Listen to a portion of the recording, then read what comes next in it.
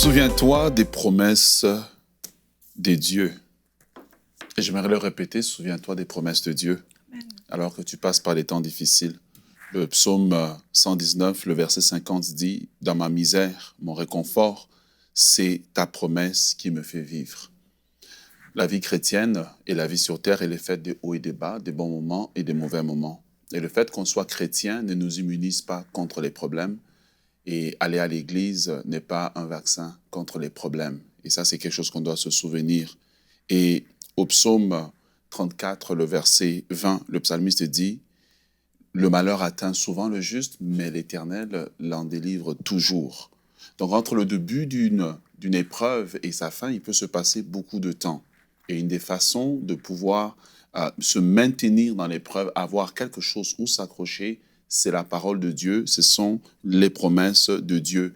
Il ne faut jamais confesser la réalité de ce que vous traversez, mais déclarer ce que la parole de Dieu dit.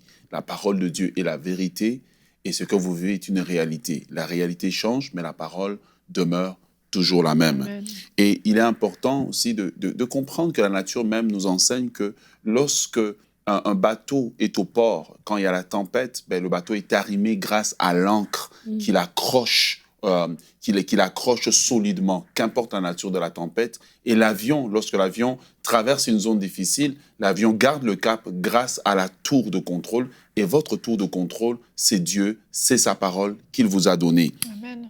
Et pour cela, il faut comprendre que Hébreux, le livre d'Hébreux au chapitre 6, le verset 19, dit cette vérité. Elle dit que cette espérance, nous la possédons comme une ancre de l'âme. Sûre et solide, elle pénètre au-delà du voile. Nous avons une espérance.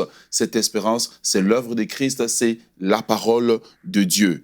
Alors, vous allez connaître des temps difficiles, mais vous connaîtrez la victoire si vous continuez à déclarer ce que la parole de Dieu dit. C'est pour cela que dans 2 Samuel, chapitre 22, le verset 4, David dit « Je m'écris, loué soit l'Éternel, et je suis délivré de tous mes ennemis. » Je déclare sur votre vie qu'alors que vous allez vous accrocher à la parole de Dieu, cette parole deviendra une réalité, elle va transformer votre épreuve en victoire et vous aurez un témoignage, confessez la parole de Dieu. Retrouvez la suite de ce programme dans l'émission Bonjour chez vous sur EMCI TV.